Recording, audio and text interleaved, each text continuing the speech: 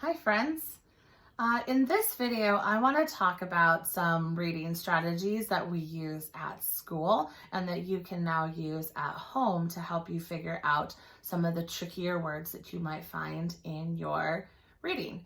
No matter where you are when you are reading a book, when you come across a word that you don't know, there are strategies and different hints and tips that you can try to help you figure out that word. We call those decoding strategies or reading strategies. And we've learned a lot of them during a school year. But we're going to just focus on 8 today. They're the main ones that we talk about the most.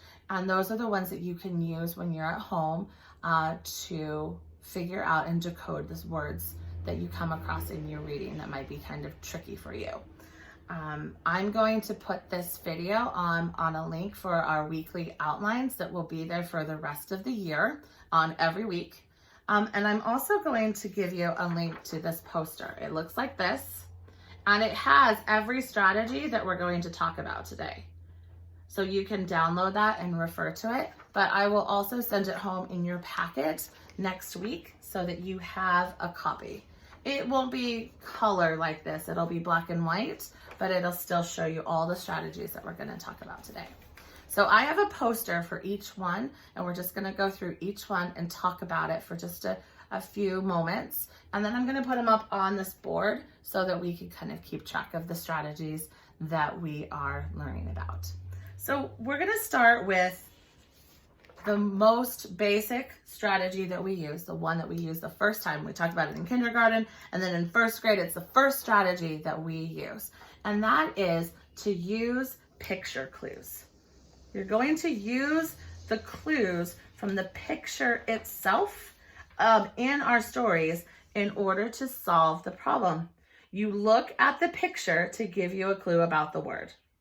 So in this case, our sentence says, the boy likes to, and we have a tricky word in blue right here. If I look at the picture that goes with the sentence that's on this page, the boy likes to, I can decode that this word is swim, swim. The boy likes to swim. I used the picture as a clue to help me figure out what the word is. So I'm going to add some tape to the back of it. And I'm going to put it way up here at the top so that we can try to fit all of them onto our board. The next clue or strategy that we use is to make the beginning sound. I like to say in my classroom to get your mouth ready to say the word. So if the word is going to be like mat, that I would get my lips ready to say mat. Because sometimes that helps trigger your brain to help you figure out how to say the rest of the word. So make the beginning sound. You say the first letter sound in the word.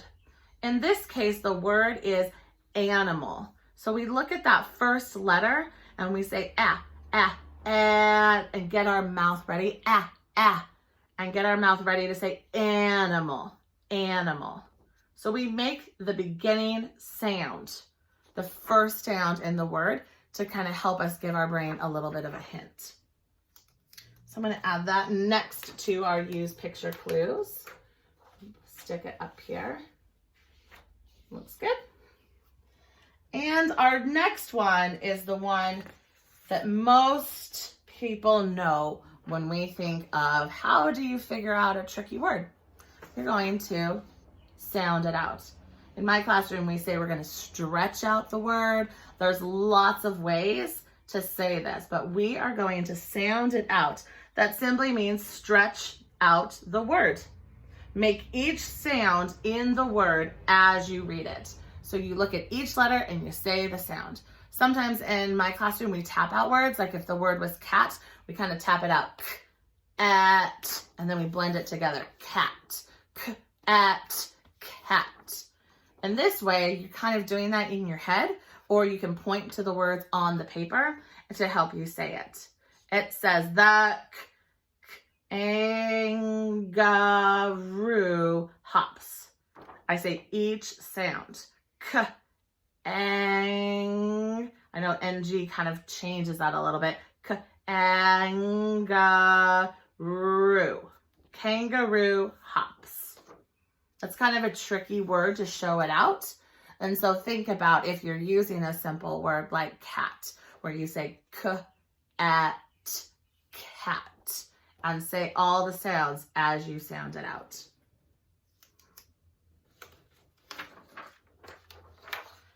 You want to make sure to take your time with that one, and it's okay to go back and say those sounds over and over and over. Our next one is to look at a longer word and to chunk it up. You're going to chunk the word. You're going to break the word into smaller chunks and then put them together. Or you can look for smaller words inside a bigger word. So in this case, our word down here is, what's our picture clue tell us? It tells us that the word is monkey. Monkey. Monkey. Monkey. So we can sound it out, or sorry, we're not going to sound it out. We're going to chunk the word by breaking it into parts. We have monkey, monkey. I also could look for a smaller word inside a bigger word that I know. So if I already knew the word key, I could only have to figure out the beginning part. Monkey, monkey. So to chunk the word. We'll add that. We are halfway there, learning all of these great strategies for figuring out these words. The next clue, or the next strategy we have, is similar to chunking the word. You are going to cover part of the word. So it's actually what I showed when I was looking at the chunk key and monkey, where I covered the first part to help me figure out the word. So you cover part of the word with your hands, and then you read that part you can see first, then you try to read the next part. So their word here, it says the, and then they covered it up and said and then you move your hand, umbrella is green. The umbrella, the umbrella is green. So you move your hand and physically move it across to block it off, to look at the individual chunks. That comes in handy a lot if your words are bigger. Anything that is 2 syllables or 3 syllables. I even do that sometimes as a grown-up when I am looking at words. I kind of do these two a lot, where I kind of chunk it up into parts, or I look for the parts that I know, or I might even cover pieces to help my brain see just a little bit of the word at a time. Ooh, we have a couple more strategies. 3 more exactly. So the next strategy we have is to try the other sound the vowel makes. So our vowels make 2 sounds in English. Sometimes they make more than that, but we know that there's a short sound and there's a long sound. In the case of A, it says the sound ah. That's our short sound. It says ah, and it also says its name. It says A. And so if you are reading a word and it doesn't make sense and it doesn't sound right or look right, you could look at trying to switch the sound that that letter makes and see if that helps. It doesn't work for just vowels. There are some other consonants, some other letters that also have this. We know that the letter C makes a k sound like in cat, but it also makes an S sound like in city. Our G makes 2 sounds. And even our Y, which is sometimes a vowel and sometimes not, it makes a couple different sounds as well. So be thinking about the words that, or the letters that you know that make different sounds, and try to flip it. It mostly works for just vowels, but there are a couple other rule breakers in the consonants that have a couple sounds as well. So you try the other sound the vowel makes. Read the word using the short vowel sound, and if it doesn't make sense, try it using the long vowel sound. So here's our sentence. And I want to sound this word out. And I say t-ap-e. T-ap-e is sticky. Well, that doesn't sound right, and that doesn't make sense to me. So I could look at that A and say, well, what if I flipped the sound or switched it and made it say the other sound it says? The tape is sticky. The tape. And then sometimes that will trigger your memory and you can say, oh, right, silent E at the end. That means that the A is going to say its name. And then you can make sure that that makes sense for our picture and for the sentence. The tape is sticky. All right, friends, we have 2 more strategies. You're doing a great job. The next one. Now, this is one that I don't use very much in first grade. And the reason is because, well, you'll see in a moment that sometimes the second part of this trick isn't always used. This one is called skip and return. So it says that you can skip the word, but then you have to go back and look at the word again. The directions say skip the word and finish reading the sentence. Try reading it again with a word that makes sense.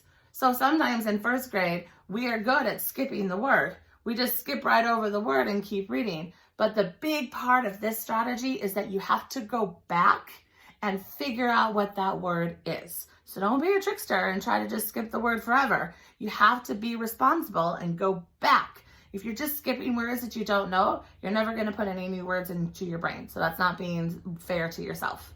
So take the time to follow this strategy the right way, and you skip the word and read to the end of the sentence, but then you go back and figure out what that word is. So in this sentence, it says, we saw a something. I'm going to skip it. We saw a at the farm.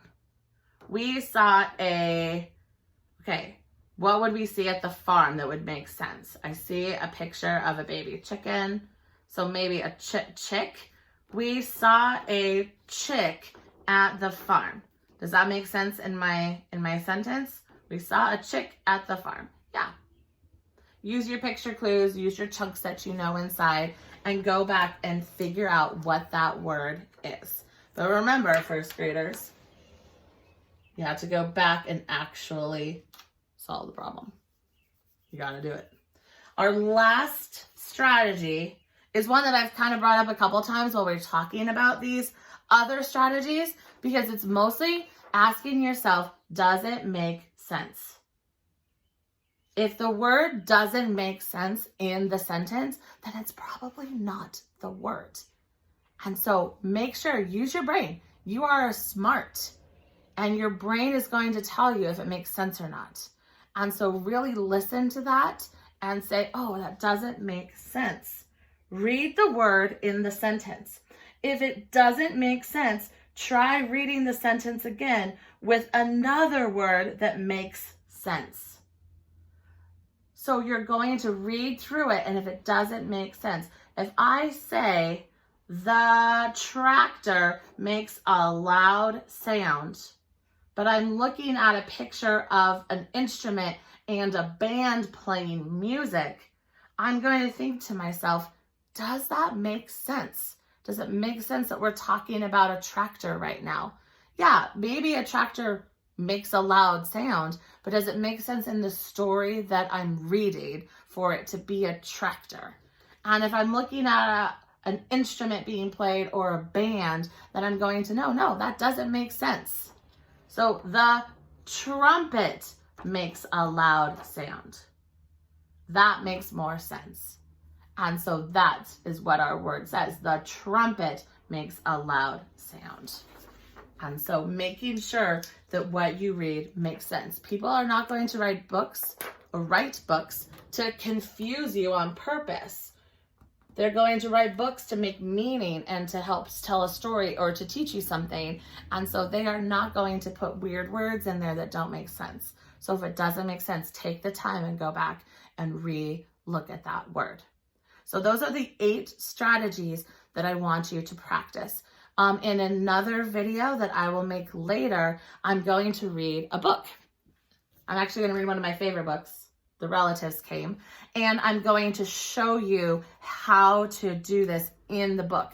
On different pages, I'm going to stop and I'm going to use each strategy on a different page to find a word and to decode those words in this book. So if you want to see an example of what that would look like as I'm reading, then make sure to watch the second video. Remember, this is also there for you to use, and I will be sending a copy of it home in your packets. So happy reading. Bye.